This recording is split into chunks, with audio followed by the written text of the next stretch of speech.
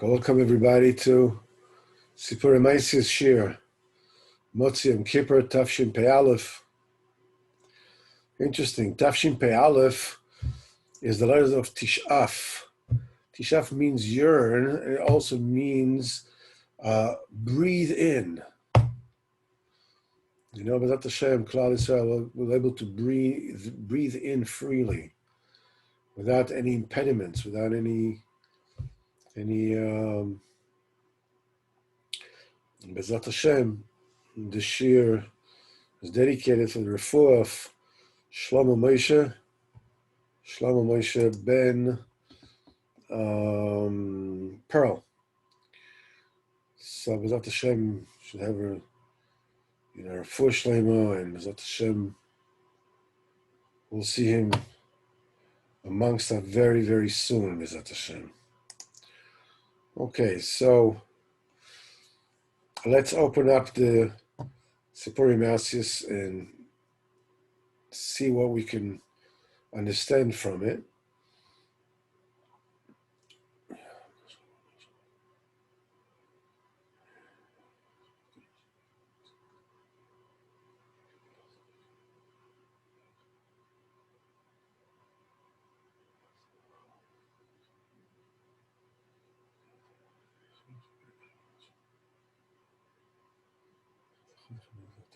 Okay,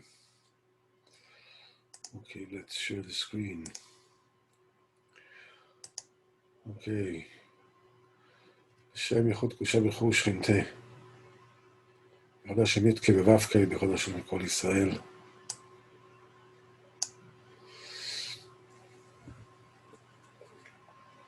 All right.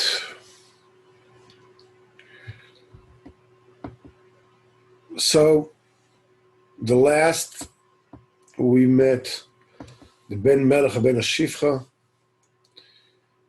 They found their way to the Medina, the state that is called the foolish country with the wise king. And they found that the Melech that was there, that wise king, has passed away. And because of that, the name of the place has changed. And the current name is the wise Medina with the foolish king. And they said that the old king that was there, says the only way you can come in is if you can return the original name to the Medina. And obviously you cannot bring yourself to such a thing, so they couldn't get in. And the slave incited him, and he said, let's go back home. But he didn't want to, because the man of the forest told him that he should go to this place, and there he will come to his greatness. So last time we mentioned that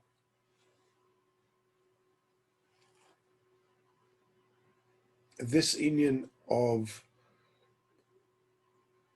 the Medina, the country, that the country is foolish and the king is wise, you can interpret it as the inherent levels of Kedusha that exists by a person's, in any matzav that he is. There is the external Kedusha and there's the internal Kedusha. And the external Kedusha is the Kedusha of your business, and eating and drinking and whatever it is, divrei chol. Because every person has a certain level of Kedusha in these things. And then there is the internal Kedusha. The internal Kedusha is the level of Kedusha where your tefillah, Torah and tefillah is holding you. The way that you're doing your mitzvahs, the way that you're doing, the Himmel Zachas, the Divrei Shemayim. And we said, Rabbeinu says in Torah Chafei that whenever a person goes from madrega to madrega, all people in the world are like onion skins, layers, one on top of the other. And when a person goes up, the person above him moves higher. And we explained the rather intricate mechanism that is at work. The Rabbeinu explains that when you first enter into your new position, your new madrega, you are not holding it completely, you just entered it. So therefore, and we gave an example that, let's say that you come from a madrega where your kedusha, external kedusha is a 5, okay? And the internal kedusha is a 10. At the level above you, the external kedusha is 15, the internal kedusha of Torah mitzvahs is 20. When you have achieved 5 and 10, now it's time for you to go on. The person above you, the one who had been until that time, the 15 and 10 also goes up. So when you're coming in, you're bringing along in your handbag your kedusha pnimis, the 10 that you have achieved. And now, being that you went into a higher madrega, the 10 is now your external kedusha. That's the kedusha of your eating and your business and your divrei chol. What you get new is an inheritance from the person who used to be there before, is the 15, that which used to be his external kedusha. Now it is your internal kedusha. You are an in-between state. You are 10 and 15. Madriga, when it's complete, is supposed to be 15-20. Your old madriga was 5-10. When you're first coming into the new madriga, you are, as it were, 10-15. Now, every madriga is, has zelu maszeh.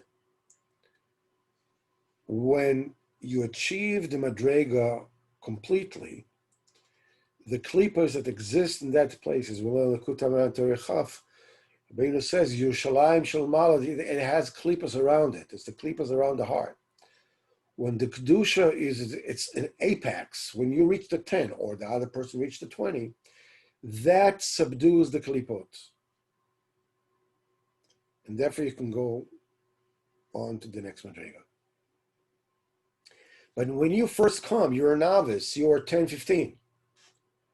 Well, the klippot are not impressed by 10-15. It's not enough. And they raise their head. And that's the reason why when a person comes to a new kedusha, there's a big upsurge in bilbulim, in confusions, in faltering of yearning, of cheshek, of oh man, leave me alone. I'm just like, I don't feel like davening, I don't feel like learning. Rabbeinu says, in the end of the Torah, he says there's a very, very common mistake that people make when suddenly they feel, that they faltered, they lost taste in the avodas Hashem, and they figure they must have fallen. He says, no, you have not fallen, but you have actually reached a higher madrega. So he said that he said that the old king died. Means the person used to be that the kedusha pnimius, the 20 as it were, went up. When it went up, it says the klippos come up. The first thing that the klippos tell you when you come to the madrega is, come on, man, let it rise, sit down, relax, don't work so hard. I don't feel like doing, I don't feel like going, I don't feel like any of that.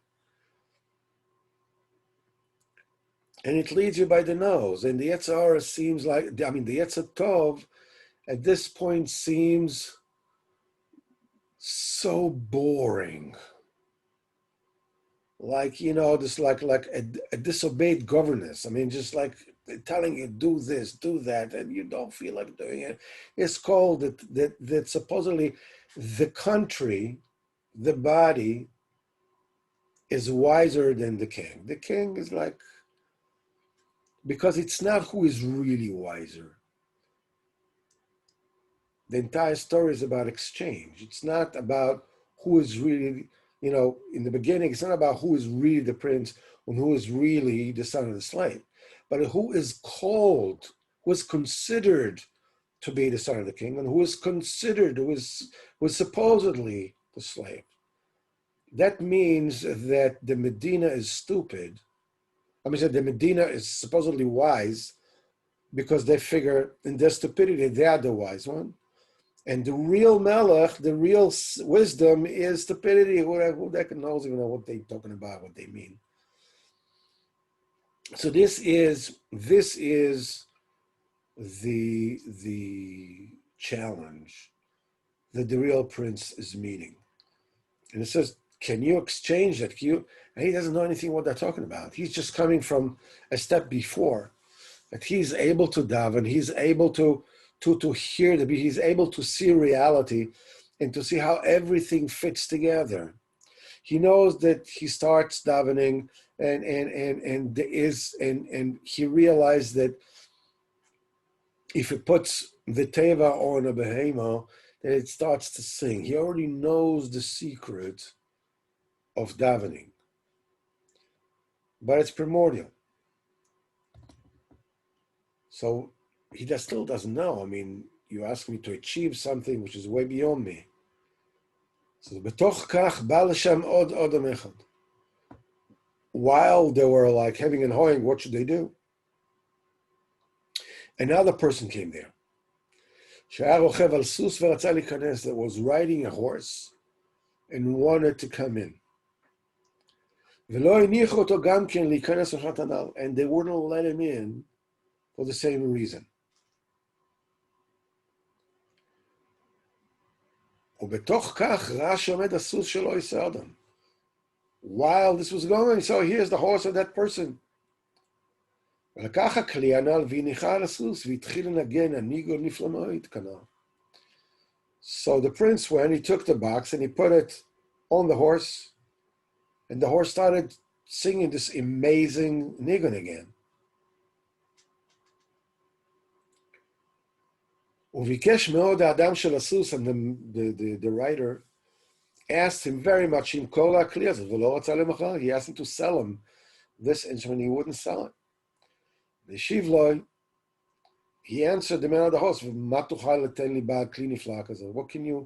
How much can you pay? I mean, it's not a Stradivarius, it's not a Guarneri del Giusto. This is a one of a kind, that's it, there's no other. What can you give for something like this? So the man on the horse answers him a very interesting answer. And the man on the horse told him, what can you accomplish with this instrument? Hello, you'll do some kind of a show, a comedy.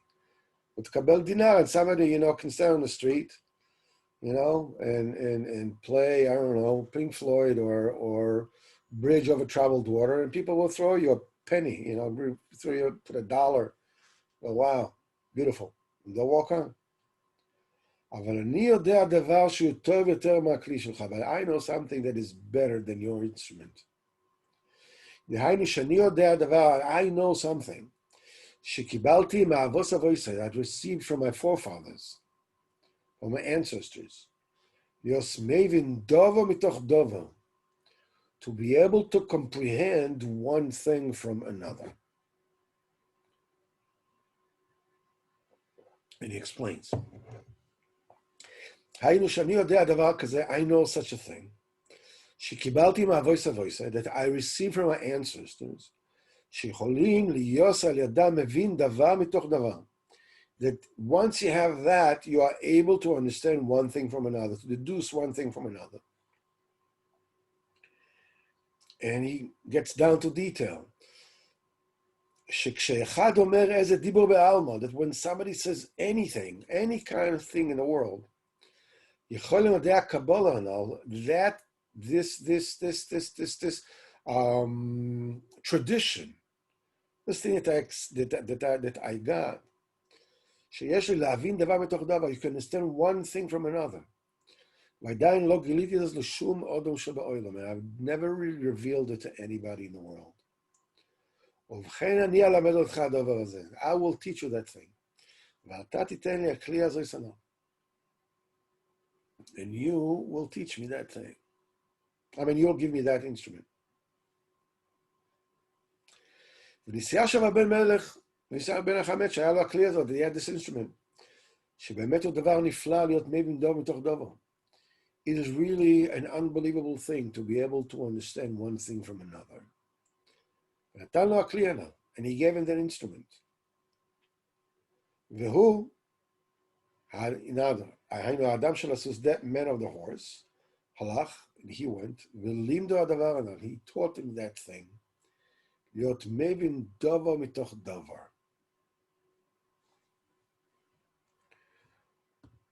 And we'll just cover a couple more lines. ובן מלך האמת, the real prince, מחמד שנעשה מבין דבר מתוך דבר. Now he is able to understand one thing from another. היה הולך שם אצל שער המדינה, and he was going around at the gate of that state, והבין שהוא באפשר שיחגור מוסנוב לזה, להחזיר למדינה שם הראשון. Now he understood that it is possible for him to switch back the name where it was.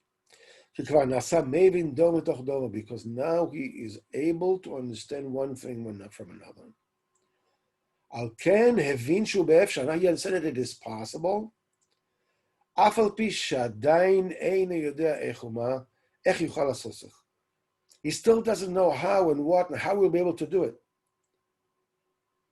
אף על פי כן, אחד שנעשה מבין דור מתוך דור, since he is already capable of understanding one thing from another, על כן הבין שהוא באפשר. He understood that it is possible.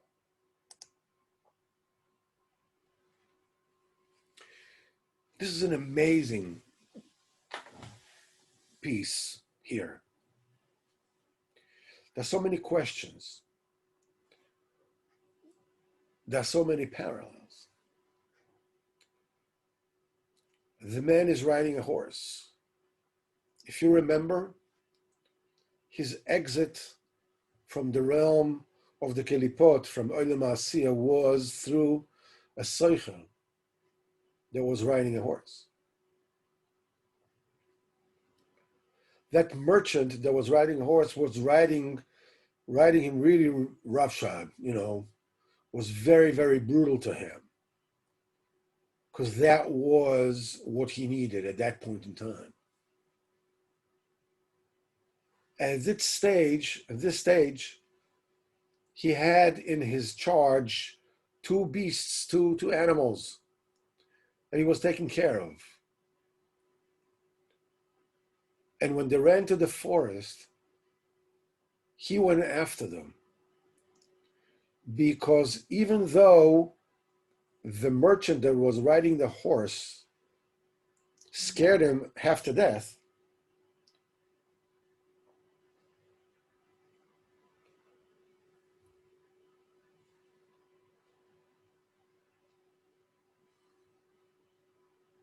he learned something from him. He learned what does it mean to take upon himself responsibility. He left the world of sin and looseness and irresponsibility. He left a level of where I can't believe this is happening to me. This is just unfair. I'm sorry. This is just not right. This is messed up. And he got the notion that whether it's fair or unfair is irrelevant. The question that got him out of there was, Mazois asali Elokim. What did Hashem do to you? In other words, my reality is Hashem talking to me. And with this, he was able to exit that realm. The next person that he meets was the man of the forest. The man of the forest is the first person who actually tells him, you are a prince. He tells him, go to this Medina, go to that country, go to that state, and there you will come to your greatness. Until that point, it is all, basically hearsay. I mean, it's not even hearsay. It's basically, he doesn't know what he is. He doesn't know whether he's the prince or he's a slave, whatever it is. It's just things happen, and he finds the real slave, and he buys him into a slave. And it's just things that sort of like happen. Things are sort of like leading towards something. But the first person who gives him a clarkite, give him clarity, you have a greatness that it is in your, this is your fate. This is inherent in you. And it is waiting for you. It's not just things happening and you happen to achieve it, you don't happen to achieve it. No. You have greatness, and that greatness is away from you. And there's a place you need to get to in order to achieve it. And that person gives him the instrument. And when he gives him the instrument, if you remember, he says to the prince and to the slave, he says, and what shall I tell you what will you say if I tell it I have an instrument that I got from Avos Avoisai, from my ancestors, from the parents of my parents, that when you put this on an animal, it starts to sing. The person that he meets right now is riding a horse, and he's offering him something that he got from his Avos Avoisai, from my ancestors, of Kabbalah. Because when you take a look, you can ask yourself a question like, that person was riding a horse, okay? He wanted to get, and they wouldn't let him. The prince now understands he's mevin davar davar. The man of the horse already was mevin davar davar before. Why didn't he go in? Why didn't he understand that it's possible to switch the name?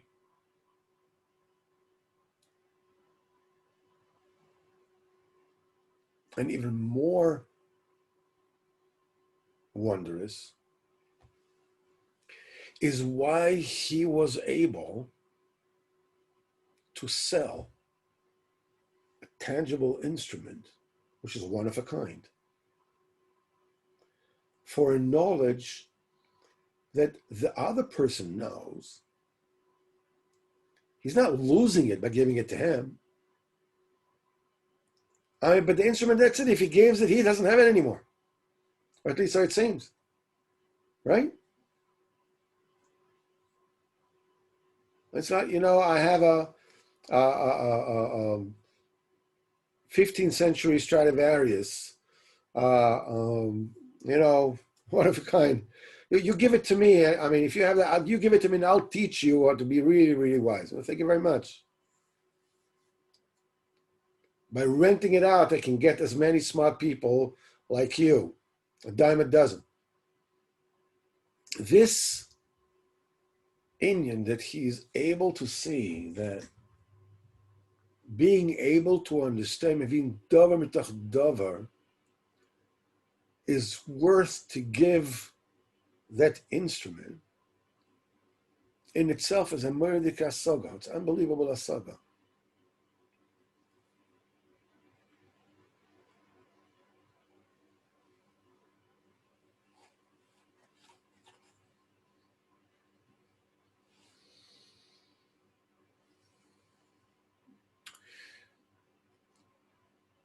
when the real prince, before he enters the forest, is in Sipurey Maasios, where everything is me against the world. Things are going my way, or they're not going my way. People are against me, they're for me, they're chasing me, they're running, whatever it is. They're good for me, they're not good for me, whatever it is. It's fair, it's unfair, whatever it is. Everything, it's me against the world. By acquiring the quality of loyalty, of responsibility,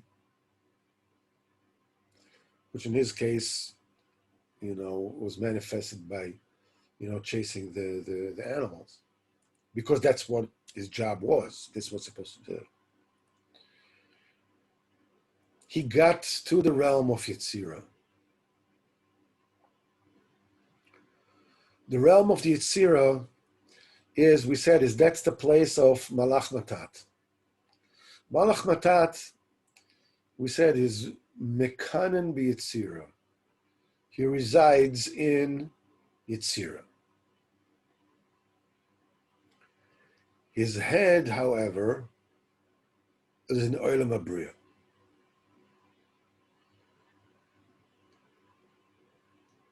And his legs, as his influence, as it were, is in Olam Maasios as well.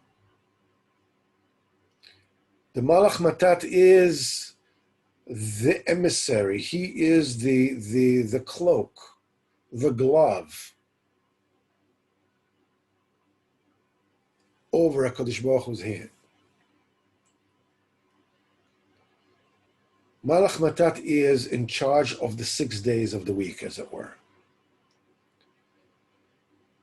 Malach Matat is in charge of the Hashgacha as it is clothed and cloaked in nature, in seemingly haphazard things that are happening to you. And you can only hear reverberations, of the godly message, of the divine message from whatever is happening to you. You need loyalty, you need steadfastness, you need to be focused.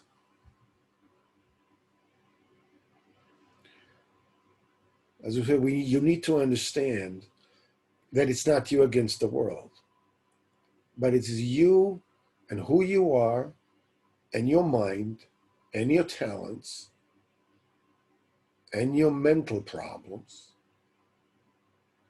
and your idiosyncrasies and whatever funny stuff that really make your brain goes buzz are all tools in your hands to achieve the goal in your life.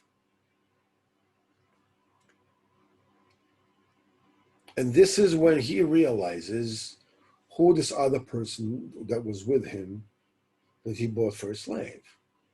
He realized that was, his Siamese twin, as it were, the one who was switched. When he discovers that, he still doesn't know that he's the prince. At that point in time, he acquires another new attribute. And that is keeping your own counsel, not saying anything. The slave said, "Oh man, I can't believe this. I can't believe this. I just needed bread for 1 hour. And for the 1 hour of eating bread, now I have to be a slave forever." So he asked him, "What kind of greatness did you have before?" She said, "He used to be a king and this and that." He let go of the Melucha because of that, because of the injustice he did this to his friend, whatever.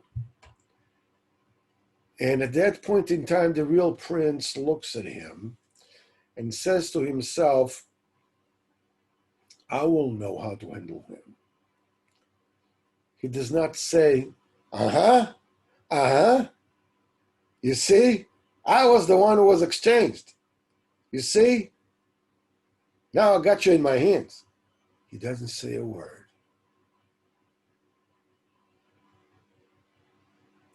And this is the bond between him and the man of the forest, because the man of the forest said, he tells him, I'm going to take you, and this you go to this Medina, and you'll come to your greatness. And then he tells him that he has greatness. Well, okay, so somebody, I don't know, a fortune teller, whatever, I have a greatness. No, but he tells him, I know what you think. By saying that, and this man, you will know how to handle him. Which is the exact thought that he had in his mind.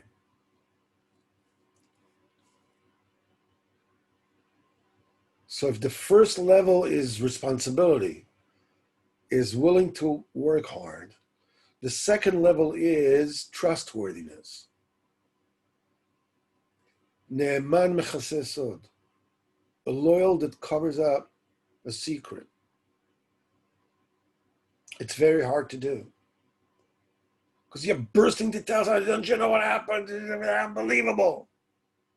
And to keep it within you. There's no way that you can move on from that level of Yetzirah, which is a level that basically is a connecting link between the Bria and Asiya. It's an in-between stage.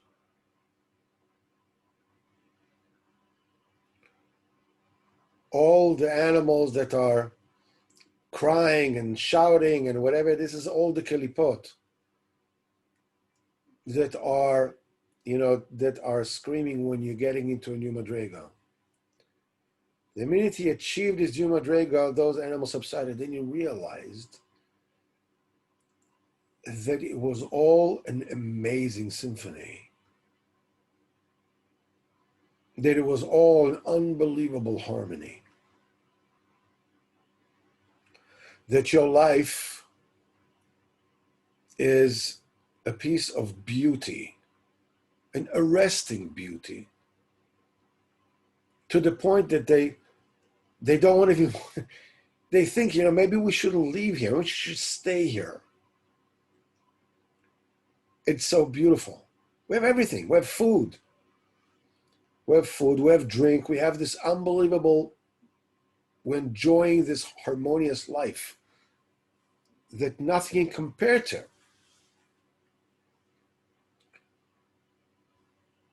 But to achieve your greatness, you have to go on. You have to go on. You have to get up from your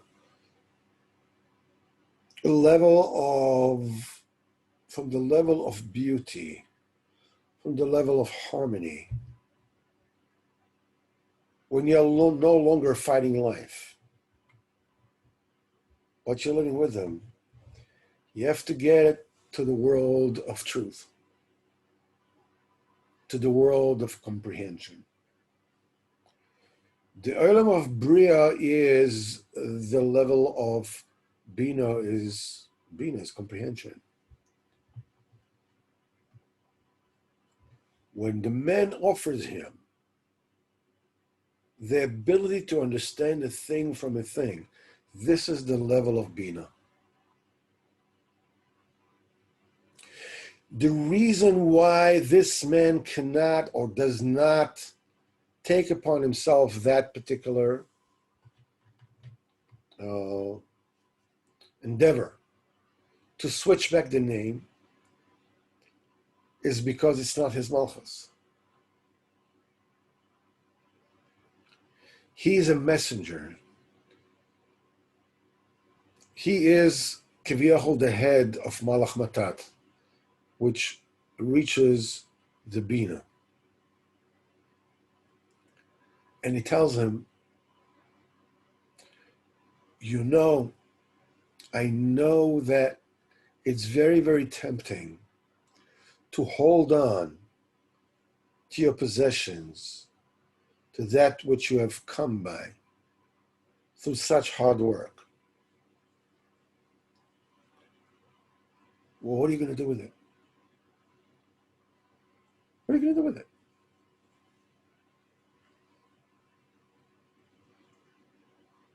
You know, they once had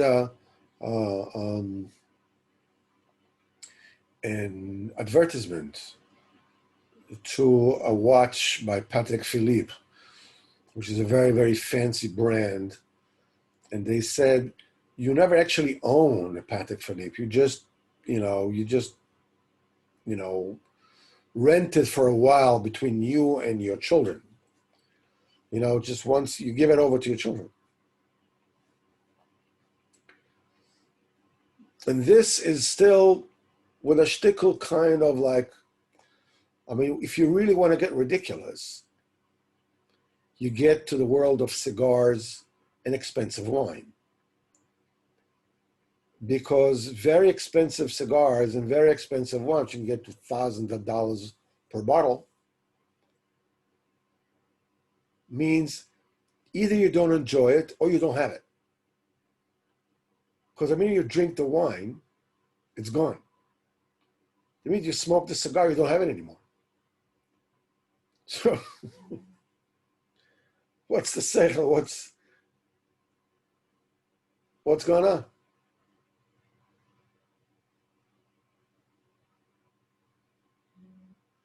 The answer is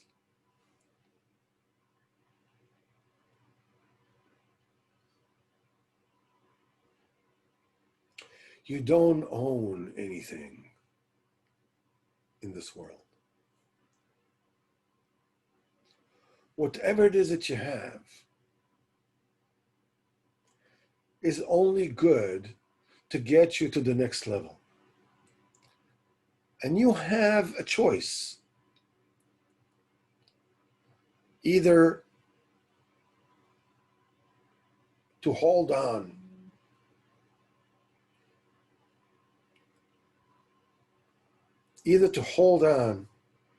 to what you have,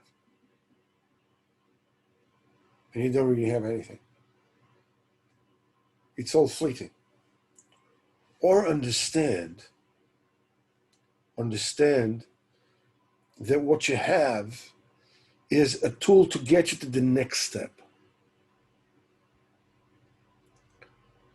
to get inside.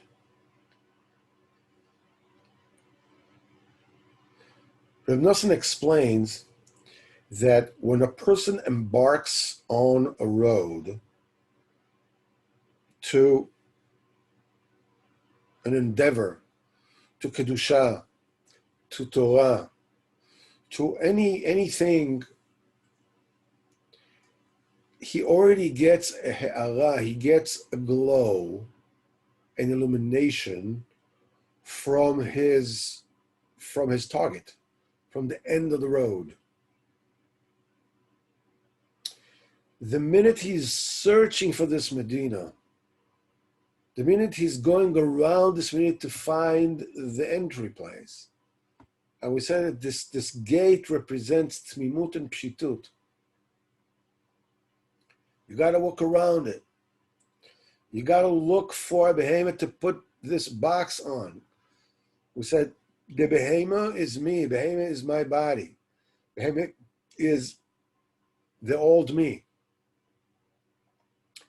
The instrument, the teva, is the dibur. That's the tefillah. You put tefillah on a behemoth and it starts to sing. The meaning of it is that whenever it is you talk to Kadosh Baruch Hu, you can sit there and you feel like, man, I'm so not connected. I'm so out of it. I'm like the pits. I'm the worst of the worst. I don't have what to say. I don't know what's going on. I don't have an idea about anything. You're already a behemoth that is singing that song. You are talking to HaKadosh Baruch Hu. You are talking to the Melech. And the minute you start doing that, the minute you do this, the minute you do this,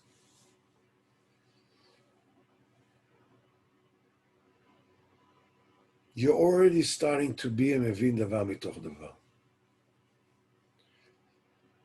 You don't even understand that you understand one thing or another, but it's already there.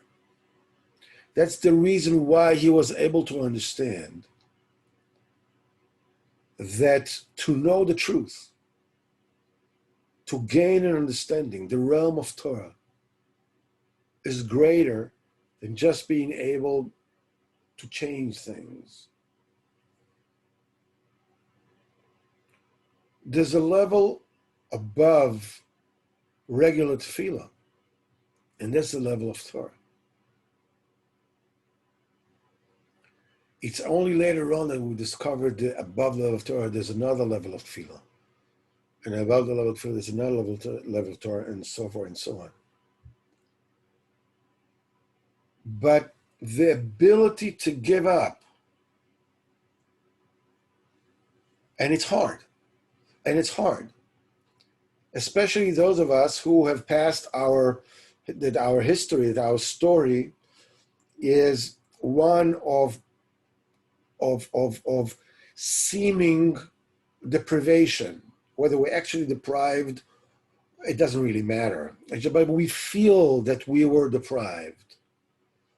I didn't get this, and I didn't get that, and I didn't get this, and I didn't get that, and my father did this, my mother did this, and my teacher did this, and everybody did this to me. And it's because of that, I'm looking at life as unworthy and being deprived and just like unable to step forward. So that the instinct is to hold on to whatever it is that I've achieved. Just hold it on. I don't want to give it away. Because who knows what's going to be? You owe money to people, but you don't want to pay because I'm going to be staying without any money.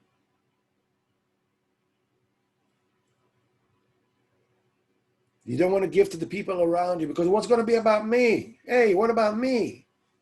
Where is me here?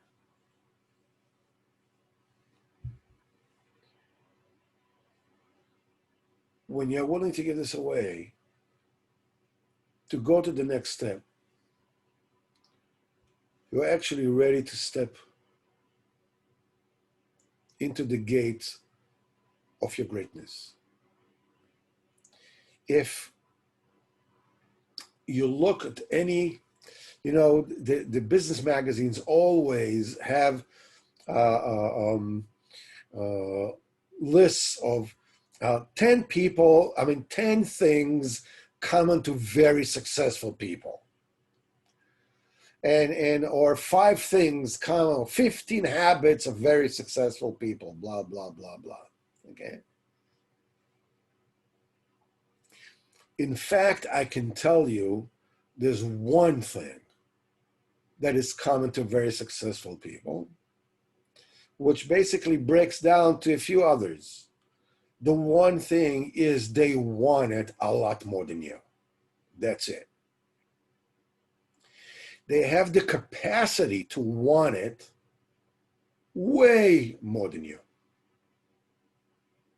Truth be told, that if you really want it and you concentrate on it and you decide that this is what I'm going to do and you just make it your only priority, you will be successful as well at the cost of everything else in your life.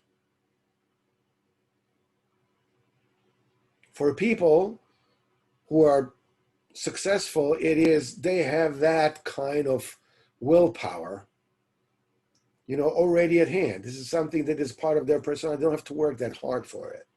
But that willpower brings forth hard work. So successful people work a lot harder than you. They're more focused than you.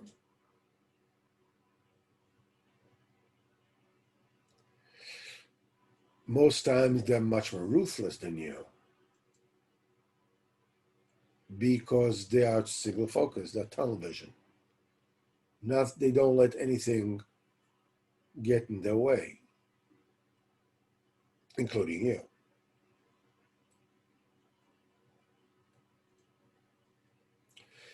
But ultimately, the one thing that is more meaningful than anything else that typifies successful people is the fact that successful people are riding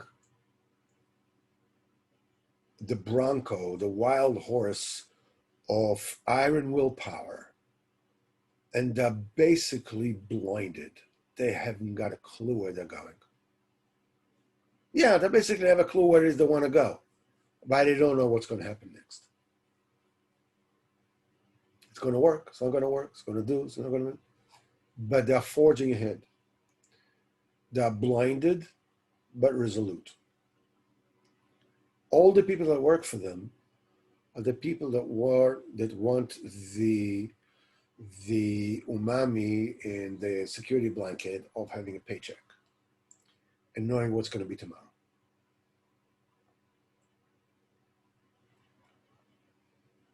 The step towards his greatness, he has to give up a precious possession that he had before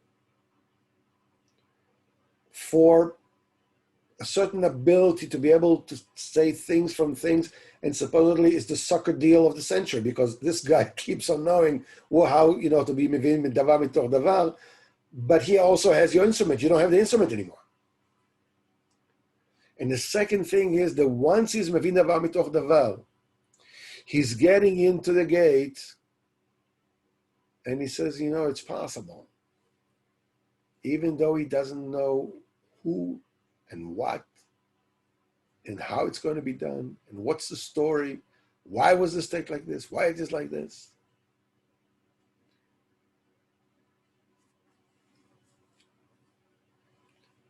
Putting the steva on the horse, putting the steva on the animals, putting the tefillah on my basic instincts.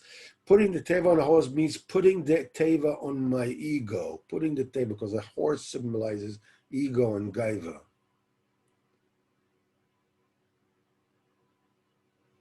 And then you're ready to step into your greatness. Hashem should help us, B'ezrat Hashem. We'll learn a bit more about this journey into our own personal greatness.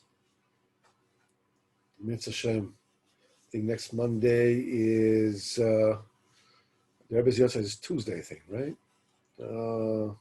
Tuesday or Wednesday, I'm not sure. Anyhow, I believe Monday night, with Mitzvah Hashem. On Thursday, we have Likutei Moharan, Mitzvah Hashem. What's a Shabbos? We have Sichas Haran. Everything now is 9 o'clock across the board. So that makes things simpler. I just got an update from Mrs. Singer. He says, I spoke to the doctor on Friday. He developed, unfortunately, another infection, which they are treating with antibiotics. His breathing at this time, while they tried to win him yesterday, they were not successful. So we still have to daven for him. Shlomo Moshe Ben Pearl, our friend, B'ezrat Hashem, he should be healthy, and he should come back to the shir, and to all of us.